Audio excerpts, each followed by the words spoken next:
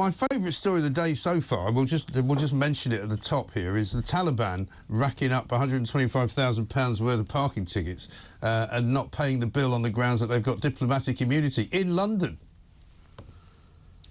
It is pretty crazy, but unfortunately, whilst we accept the Taliban, rightly or wrongly, as the legitimate representatives of Afghanistan in the UK, they are a sovereign country, and therefore they're signed up to this thing called the Vienna Convention, which precludes us from chasing down debts for things like parking tickets and traffic offences from diplomats. Yeah. So sadly, if we do it for Canada, Egypt, Saudi Arabia, etc., we have to do it for them.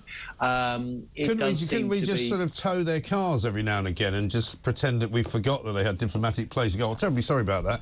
But then again, you did stone some people to death. But by all means, come down to the pound when it's not open and we won't let you in. Well, of course, most decent, right-minded people in the UK will find it offensive that we even give them the pretense of diplomatic recognition because they are a medieval regime, misogynistic, backward-looking. But unfortunately, we took a decision, or rather Joe Biden took a decision, supported by the British government, to leave Afghanistan. Although, according to my former colleague Tobias Elwood, everything's tickety-boo in Afghanistan. It's wonderful, according to his recent video. Yes. What, recently taken down video, you mean? Yeah, I mean, it was just one of many stupid errors made by Tobias Elwood over the years.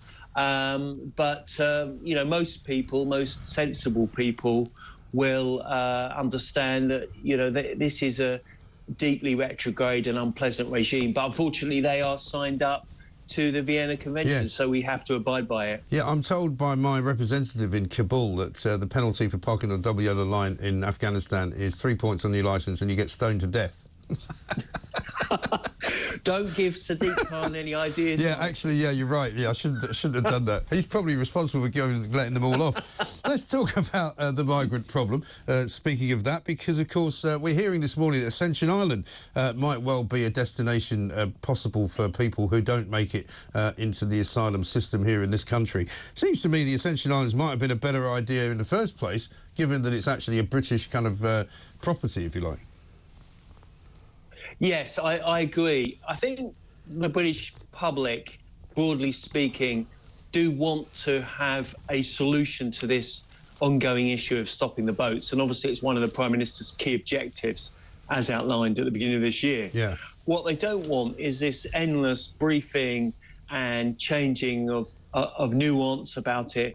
They want laws. I mean, we did pass the Illegal Migration Act, which we were told was never going to get through the Lords. It did get through the Lords in the middle of last month. It has now got royal assent and will give teeth to the government.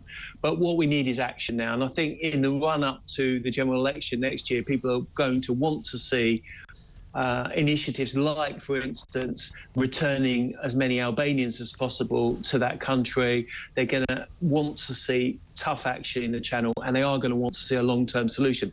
But to be frank, Mike, the only way we can really deal with this is to remove ourselves either temporarily or permanently from the European Convention on Human Rights, because it's that legislation that prevents us taking the more robust action that we really need to do in dealing with this perennial problem, because it's not going away.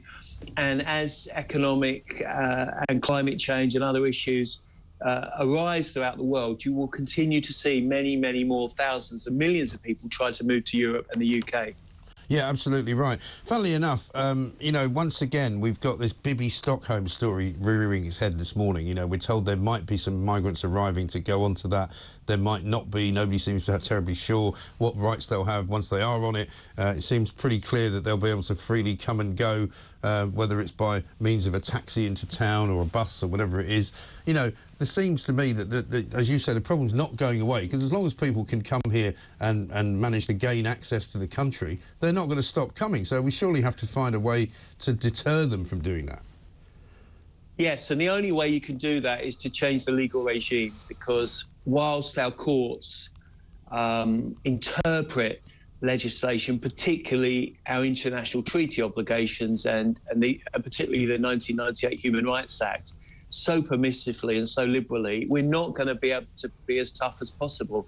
Now, you'll hear a lot of people say, oh, this is terrible, this puts us in the same camp as Putin. It's nonsense. And, you know, some countries are pretty tough. I think the Germans, for instance, I might say Albania is not an unsafe country. If you're an Albanian seeking asylum, you won't even get the time of day in Germany. You'll be sent back. I just think we need to take some robust action. I'm very sympathetic to Suella Braverman. I think she's doing a great job. But it's very, very difficult to turn the ship around. And, you know, even senior former civil servants have said that the system is so bureaucratic that what Parliament decides and what ministers want it doesn't always happen because of the slow pace of how government changes. And I think that is the difficulty the whole way that we govern our country.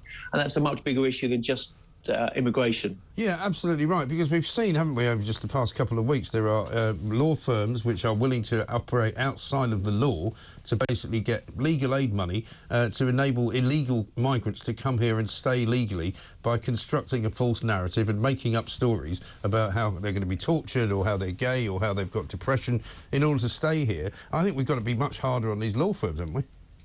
Yeah, we have, and for the very simple reason that people that seek to come into this country by legal means, by proper procedures, and are forced to wait many months and years to have their cases processed, they are inevitably going to be disadvantaged if we are giving priority to people who are essentially coming here as economic migrants. They're young men, they're not families, they're young men seeking to have a better life. Now, I don't decry the fact they want a better life, but I think there's a basic issue of fairness and equity as between them and other people who are trying to do things legally.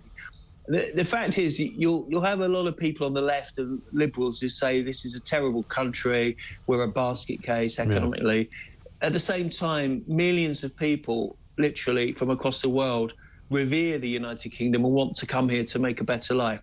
So, you know, that's a reality, but let's get our priorities right. And I do think we need to look at the European Convention on Human Rights again, because that's the only way we can make long-term systemic changes to the system. Exactly right. And as well as that, you've got the sort of the illegal migrant employment business where, you know, the idea that we're now going to crack down on people who hire people who are illegal. I mean, that's been going on for as long as I've been alive, I think, and that's never going to stop because it's too difficult to stop, isn't it? Well, business is quite often addicted to cheap foreign labour, and that's the whole issue, of course, of Brexit. Well, a lot of these companies and businesses are complaining about Brexit because they've been used to the sugar rush of cheap labour undercutting the indigenous workforce for such a long time. And there are, in the same way you say quite rightly that there are unscrupulous and illegal practices by solicitors who incidentally should not just be struck off but should be subject to criminal sanction, but also businesses. And of course there are a lot of businesses that do rely on the illegal workforce, what they call the informal workforce, or the black economy. And I absolutely agree, because you've got to reduce the pull factor. And one of the pull factors is dodgy businesses paying illegal workers. And there must be consequences for contravening our migration laws. Yeah.